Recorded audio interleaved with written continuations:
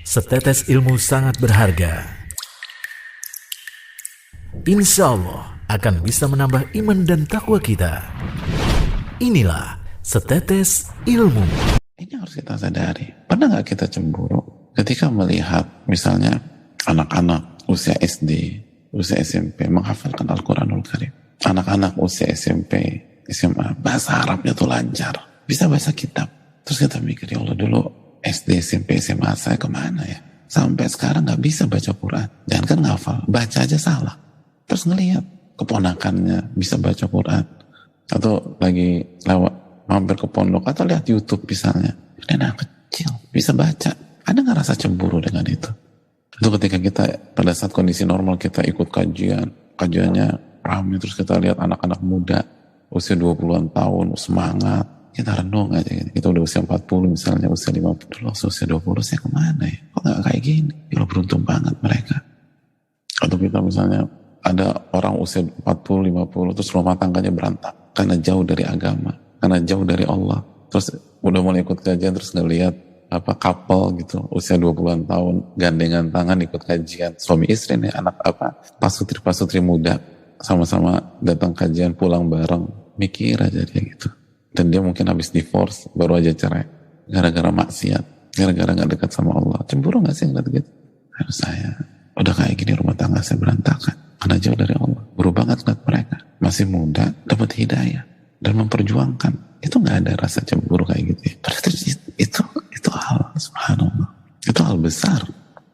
Ada orang cemburu ngelihat tetangganya banyak duit, dia bisa usahakan. Mungkin sekarang dia gak punya mobil kayak tetangganya, ya kalau pasti ada peluang. Kalau Allah kasih taufik, kalau dia kerja keras, dia bisa beli dan lebih mahal dari itu. Cemburu temennya sukses dalam bisnis, dia masih bisa kejar.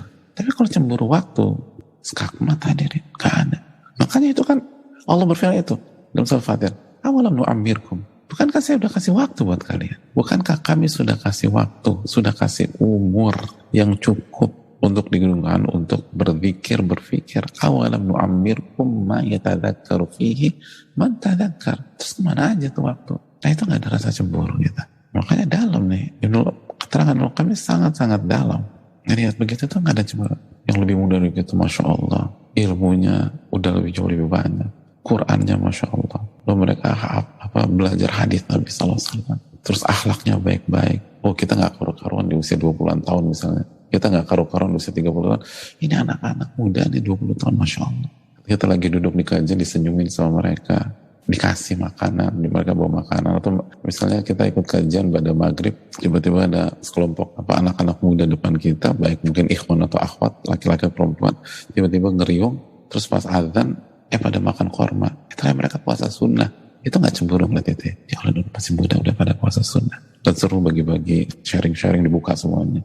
Ada yang bawa korma, ada yang bawa air, ada yang bawa pastel, ada yang bawa risol. Kita ngelihat dari jarak yang sangat dekat dengan mereka senang.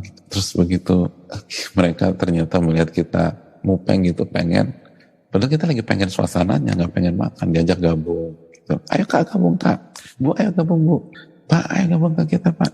Seadanya ya, itu gak cemburu ya, subhanallah. Gue tuh dulu waktu muda kemana aja, kok gak begini. Dan itu gak bisa balik lagi, cuma bisa nangis aja gitu. Kok gak begini kita hidup dengan dunia gak jelas sudah. Di usia-usia gitu kita keluar masuk mall tanpa ada alasan yang jelas, kesian gitu. Keluar masuk klub, keluar galau, pulang mabok misalnya, gak ada artinya. Ini anak-anak muda ya Allah, senang ngeliat. Udah ke masjid, udah belajar, udah nuntut ilmu, adabnya juga Masya Allah, ngajak nimbrung kita. Kita buru-buru puasa Senin Kamis usaha mereka. Puasa Ramadan aja enggak dulu. Subhanallah. Puasa Ramadan enggak ngerti gitu. Puasa Ramadan dijadikan joke kadang-kadang waktu dulu. Ini anak-anak udah seru, punya harapan. Terus karena mereka benar-benar meresapi ilmu, mereka cinta, mereka pada nyatet gitu. Kita cuma bengong dengerin Ustaz. Hanya ngaji jiping, ngaji nguping. Ini yang lebih muda kita nyatet. Dan ternyata mereka punya skill, punya prestasi dalam bidang dunia mereka. Dan mereka jadikan dunia sebagai sarana. Itu nggak ngiri begitu ya. Kamu sekolah di mana? Aku di sekolah, kuliah di sini, tante. Aku kuliah di sini, kalau di situ. Di samping itu, besoknya kita dengar dia lagi, nggak sengaja kita dengar dia lagi baca Quran, nungguin ustadznya sambil nunggu kajian dimulai. Dia udah kuliah di situ. Sambil menyebutkan sebuah, misalnya PTN yang memang berkualitas. Kalau bisa baca Quran, puasanya bagus. Itu nggak cemburu ya ngeliat sosok-sosok seperti itu. Kita kemana aja dulu? Gini-gini aja. Kita berantakan hidup kita. Atau harus membangun puing-puing dan reruntuhan yang kita hancur, yang merupakan dampak dari hancurnya hidup kita di masa lalu. Subhanallah. Mana rasa cemburu? Padahal waktu itu yang paling mahal. Uang tuh bisa dicari. Kita bangkrut hari ini. Tahun depan kita bisa lebih kaya daripada tahun ini. Bismillah. Tapi waktu gimana ceritanya? Dan Allah katakan, awalam nu'ammirkum ma yatadzakkaru fihi man tadzakkar. Kita kan udah kasih umur, udah kasih waktu buat kalian yang cukup digunakan. Ini cemburu yang membunuh, kata Ibnu Qayyim. Terus kita santai-santai aja, subhanallah. Itu yang diminta oleh penghuni neraka kan. Minta, tolong kembalikan sehingga kita bisa beramal. Tolong kembalikan kita ke dunia, kita biar bisa beramal. Nggak ada, waktu nggak ada.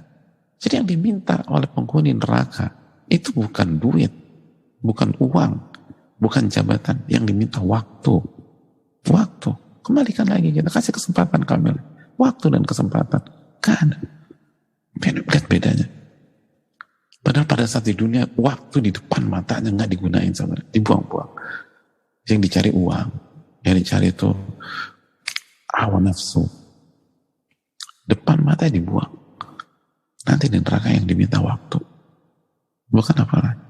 Atau kita ikut halaqah Quran sama yang muda-muda. Ya Allah, lidah mereka tuh gampang banget ya dibenerin. Lidahku kok susah banget. Ya karena usia. Udah kelamaan tuh lidah. Itu gak ada cemburu ya. Udah cemburu banget ya aku. Terus ketika masuk hafalan surat-surat pendek, lupa lagi. Udah ya ingat. Umur nggak bisa dibohongin.